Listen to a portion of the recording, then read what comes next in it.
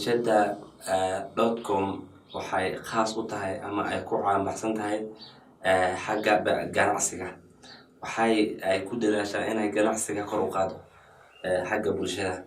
warshada .com waa warshad iibisa macluumta, warshad oo alaaba gadama aha.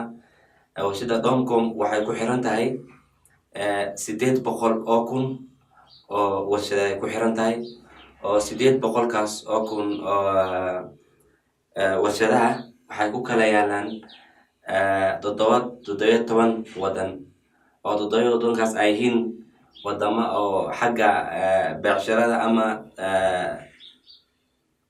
xagga ganacsiga ku dheereeya. waxaa kamid ah USA, Germany ga kamid ah, Japan ka kamid ah, iyo Turkey ayagoo 17 waaye.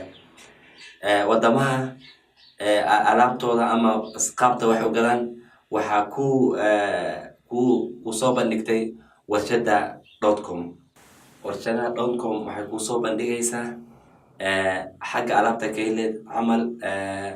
warshadaha meesha ay ku wada yaalaan alaabta ka gadaneed waxay ku soo bandhigaysaa emailkooda, product ay iibiyaan, pricegooda ama nooca wax u gadayaan, iyo maxaa kale ay kugu caawin karaan, ay ku suurtoobi karaan sida alaabtada meesha ay ayaka ku iibiyaan ilaa meesha aday joogto sida ay kugu soo gaarsiin lahayn.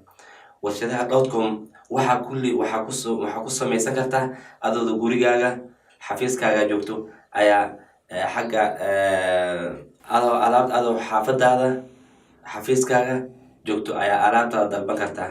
warshadaha .com faa'iidadooda midda hore maxaa weeye, alaabta aad dalbatid ama ahaato jimlaha ahaato ama si gaara adi naftaada u gadani ha ahaato, waxay ku suurtooyeysaa in alaabtaada aad ku gadato beec jaban.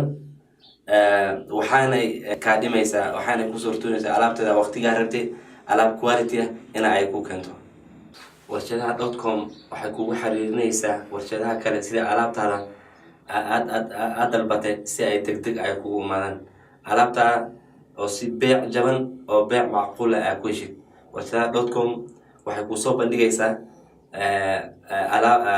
bandhigaysaa beec alaabtaada rabtid, beec macquul ah, iyo waxayna ku dadaalaysaa ay ku fududeynaysaa in alaabtaada si degdeg ay kugu imaato.